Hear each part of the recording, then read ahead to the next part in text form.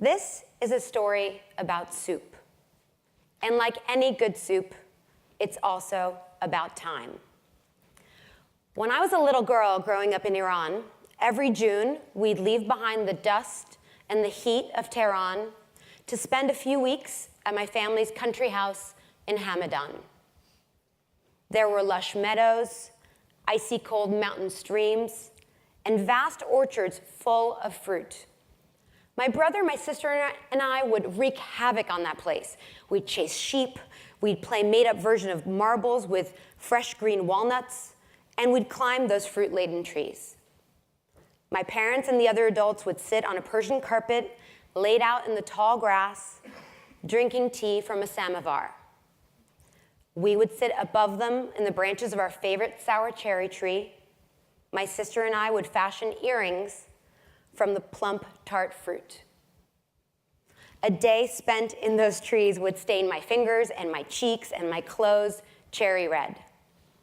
That orchard was a magical place, but what I looked forward to most during those summers in Hamadan were Friday nights when we would head into town for a family dinner at the Hotel Bueli. Now imagine something like the Grand Budapest Hotel, but in one of the oldest cities in Iran. It would take my mother hours of scrubbing to get me ready for dinner, washing the stains from my fingers, the dust of the orchard from my hair. We would enter the grand dining room, the crystal chandeliers, tables with their starched linens, the chairs that were pulled out in unison. I'd sit there with my patent leather Mary Janes dangling off the overstuffed chair, and the mustachioed waiter, they always have a mustache, would hand me a leather-bound menu that weighed as much as me. But even before I opened the menu, I knew exactly what I wanted.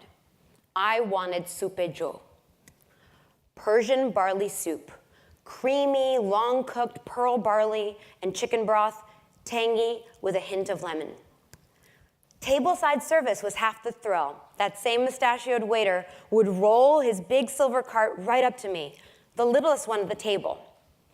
He would smile at me, the kind of smile that makes your eyes crinkle, and like a magician conjuring a dove, he'd remove the massive silver cloche with a flourish, and out would drift a fragrant cloud of steam. It was as though he was performing just for me. Then he'd dip an equally massive ladle into the tureen and pour the creamiest ribbon of soup into my silver-rimmed bowl. I would wait impatiently for everyone at the table to get served and for my mother to tell me that the soup was cool enough for me to eat. That's when she showed me the trick, which I later found out was etiquette, how to spoon away from me, barely grazing the surface of the soup with my spoon so the broth wouldn't be too hot. At that moment, time stood still. The sounds of the dining room fell away. The whole world came down to just me and that delicious bowl of soup. Looking back now, I realized that was my first encounter with the world of fine dining, with your world.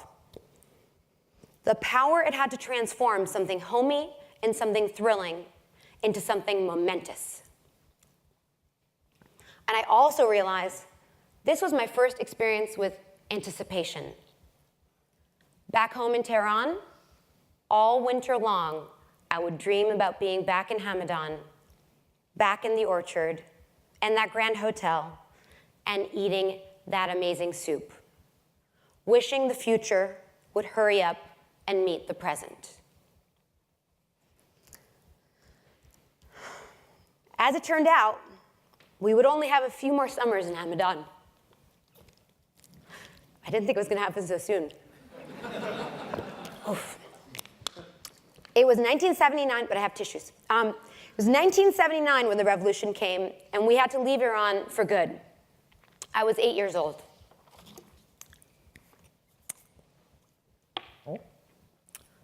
My parents packed all they could fit into 4 suitcases, and late one night, we went to the airport to board a flight to Paris.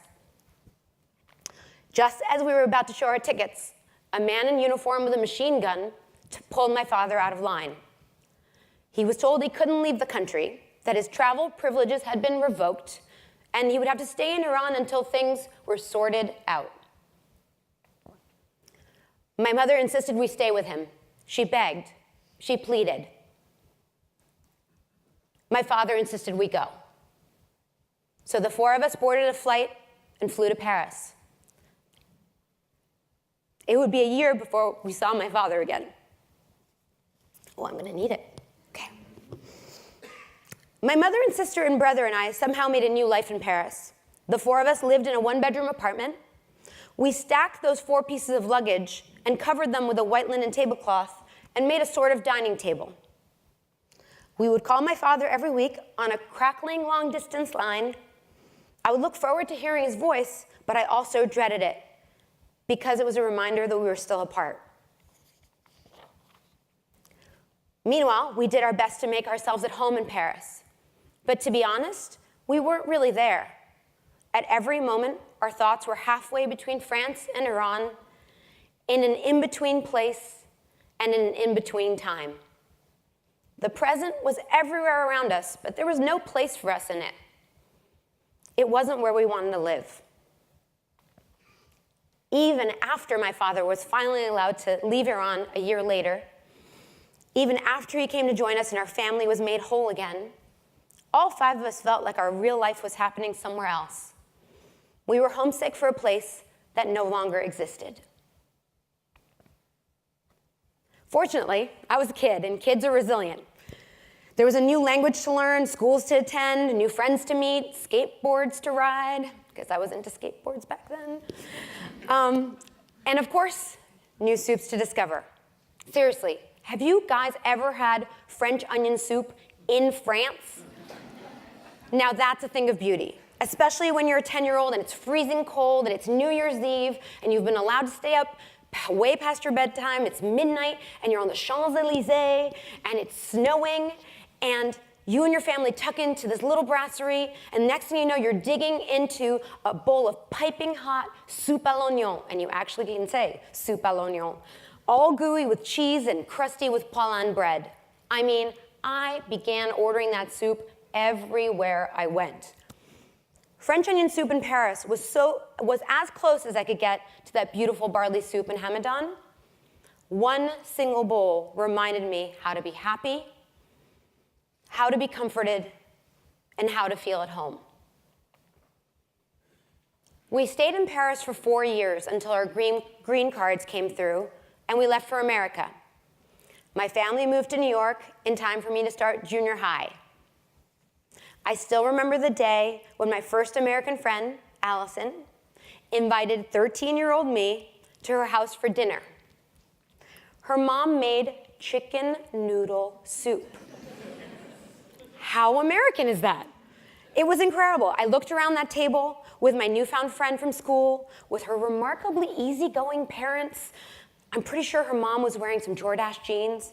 And I suddenly realized this was now my home. In college, my housemate Claudia taught me how to make her mom's garlicky Guatemalan black bean soup in our first off-campus kitchen. We made it basically whenever we were hungover, homesick, or heartbroken, which was so basically all the time. Thank you for laughing. It's true. Years later, I met my future husband. Our flirtation began at a Greek diner in Midtown over grilled cheese sandwiches and tangy avolemino soup. It continued with forays into Chinatown for xiaolongbao. They were a miracle, those little bite-sized dumplings filled with porky broth.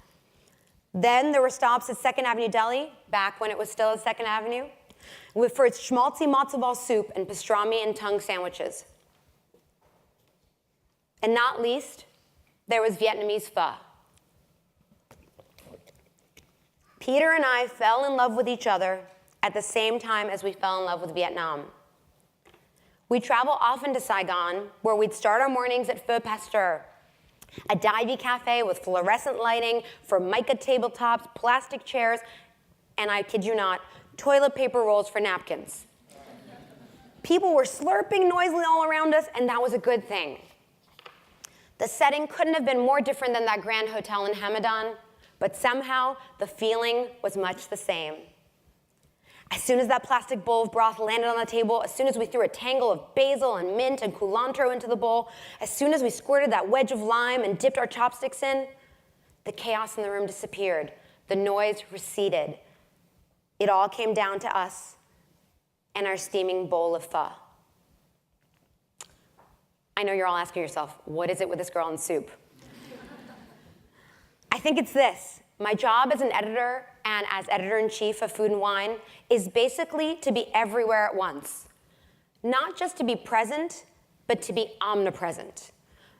My attention is constantly focused elsewhere because that's the job, to gather news and trends and recipes and stories from all around the world. So whether I'm at a 3-star restaurant in Paris or a seedy dim sum joint in Hong Kong, I sit in restaurants, I Instagram my meals so I can be present for other people, all the time thinking about what I'm going to eat next. Maybe it's an occupational hazard, but I can seldom inhabit just one place, or even just one moment in time. I mean, right now at Food and Wine, we're already working on Christmas, and we're shooting stories for next summer. Yeah.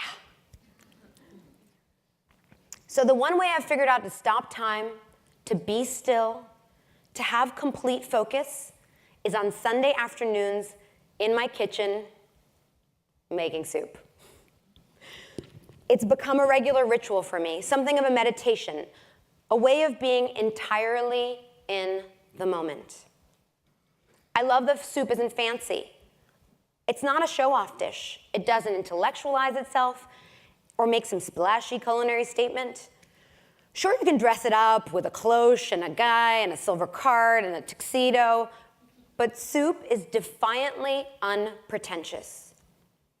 And here's the main thing about soup. It takes time. You can't rush it. You have to wait. The busier and faster my life becomes, the more I need those Sunday afternoons to help me slow down, to be here now. So on Sundays, Peter and I will happily spend a full day in our kitchen cooking down some stock and watching the pot simmer. We make a mean chicken soup. We also make a pretty decent pho. We've tried our hand at French onion, avolemino, gazpacho, borscht, bouillabaisse, pozole, tom yum goong. But the one soup I've never made at home, never even looked up a recipe for, never ordered at a restaurant, is that Persian barley soup from Hamadan. Because even if I could find that exact same recipe, I know it's never going to live up to my memory of it. Sitting in that grand dining room, a little girl with her legs dangling from her chair, watching that cloche lifted up in a swirl of steam, wanting that bowl and that moment to last forever. 40 years later, I know I left a little piece of me there at that table. And that maybe some soups are best left in the past. Thank you.